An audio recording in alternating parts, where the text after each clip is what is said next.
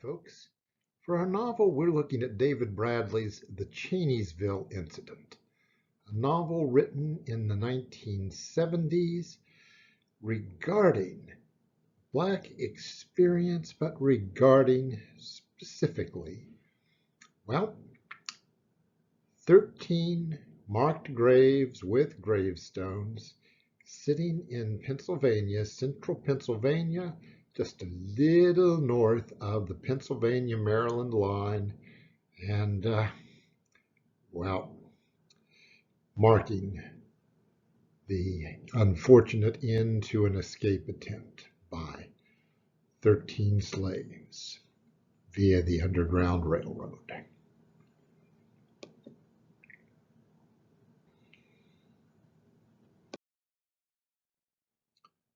Now, novel, complex one, quite a number of elements, all related to the African American experience. First one we would mention is social history or sociology, because David Bradley places his protagonist, his fictional John Washington, in rural white Appalachia, kind of small Black communities that existed in these towns. It's a different picture than we usually see of the African American experience because you're usually in the South or in cities. Now, time frame. Growing up for the fictional John Washington, and definitely for Bradley, he's approximately my age. Growing up in the Civil Rights era, first generation of these opportunities and a world around filled with conflict that is emotionally and verbally racial conflict, if not in other senses. Also growing up in the era of the Vietnam War.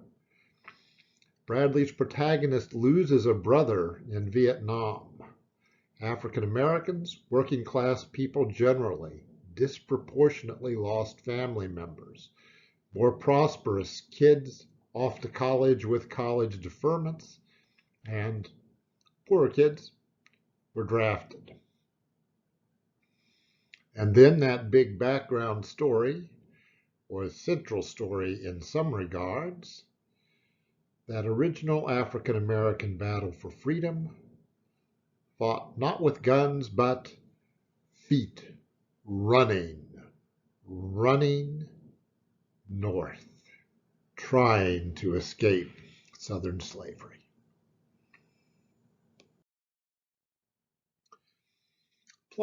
We've got a more full list of those plots in your Canvas notes. We've got all sorts of things, but the plot is developed by Washington, John Washington, recounting his childhood. There's old Jack, the man with the stories, who talks about the way it was in the 30s, 40s, and 50s.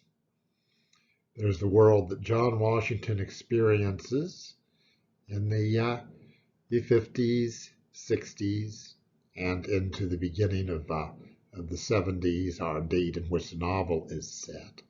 John Washington's rocky connections with his father, Moses Washington, and Moses Washington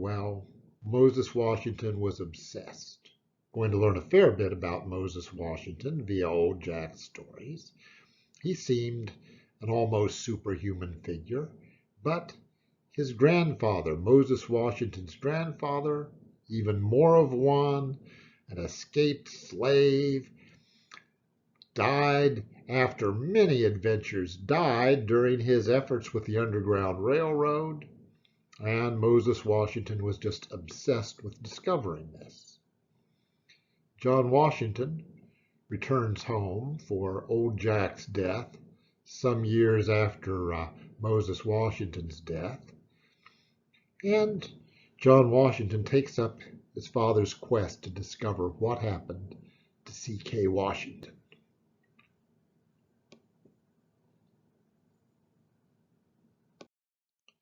Again, you have all of the details of the plots on Canvas. They're divided into their primary elements and the primary figures. There's a stack of notes there. Use them.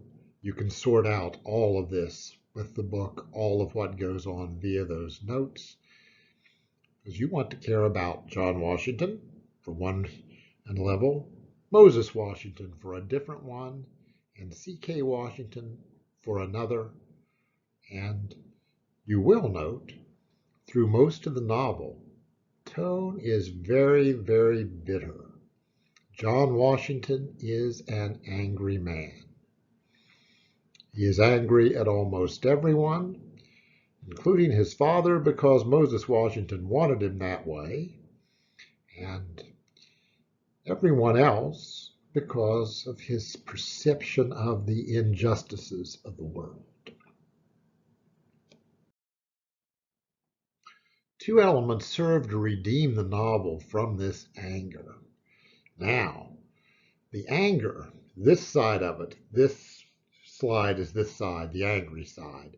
Novel's almost entirely male in focus, and we get to see in it that almost superhuman behavior, that idealized in some sense, not entirely, they're nasty people in some regards, but that idealized behavior of Moses Washington and C.K. Washington.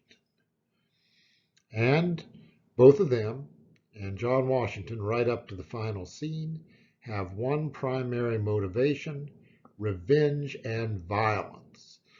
These people are angry, justifiably angry, but angry at the expense of so much else. C.K. Washington's passion becomes to end slavery via war. He wants to cripple the South. He wants to inspire mass slave escapes that will end slavery forcibly. And mostly he wants to destroy those who wronged him. And Moses Washington, after he pieces together almost all of C.K. Washington's history with this, well, Moses Washington kills himself. Why? Because he has taken belief in an African animist religion that after death, life goes on. He kills himself right where his ancestor C.K. Washington died, because he wants to join with C.K. Washington to join in the fight. He goes, shotgun in hand, ready to join in. However, that death scene, rather than being a scene tied up with vengeance, and though we get so many details of C.K. Washington, of his desperate efforts to aid the escapees, mostly we see that quest for freedom. We see at the head of it a woman. We see women and children running. Our leader, Harriet Brewer, is named with obvious homage to Harriet Tubman. And the attempt, the tragedy, the death, the bravery in the face of inevitable death. This is high tragedy. This is beautiful. This is sad.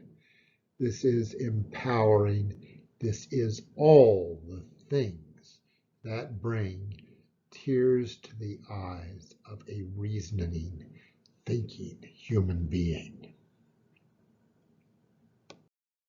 And our second point, those dead escapees were buried afterwards by the miller, a white man who evidently knew about, probably was involved in, the Underground Railroad things going on at his mill.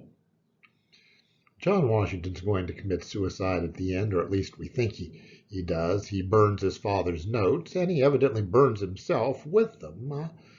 But he wasn't like Moses Washington. He didn't go down there to that death scene, shotgun in hand, ready to fight. Instead, He kills himself back in old Jack Crawley's territory, back where life could be lived for whatever it was worth. Back there, not in good times, but in human times. Because old Jack, if nothing else, was free, and John Washington wants to be that. And he dies hoping Judith, his significant other, understands. It matters that she understands, just like it matters that Iams buried the escapees. It matters. It means that there is hope. It means that we aren't just caught in a racial war that could last forever, that people are capable of understanding, of joining together. Now, so that is Bradley's message. Bradley, that's Bradley. I see I've got a typo in there. Oh, well, Bradley obviously didn't kill himself like his fictional historian John Washington. Bradley is, to the best of my knowledge, alive and well and an academic and working. He's a little older than I am. Don't know if he's working or retired at this moment. But Bradley leaves that closing message, John Washington's hope that Judith will understand. Bradley wrote the book partly to commemorate those desperate escapees, those 13 little triangular stones, because that graveyard in central Pennsylvania is real, quite real. He explained that on a TV interview when the book was released, and he, on TV, seemed nearly crying over it because that was so much, so intimate, so important. He wrote the book to give us the chance to, in that same way, understand. If whoever buried those original 13 bodies understood, if the fictional Miller from the novel could understand, if Judith, who for heaven's sakes had to put up with John Washington, could understand, Bradley's readers should understand. So, why all the bitterness? Why everything? There are reasons we should understand. Thank you, folks. And again, stacks and stacks of canvas notes on this novel. Everything you should need to understand it and write about it reasonably.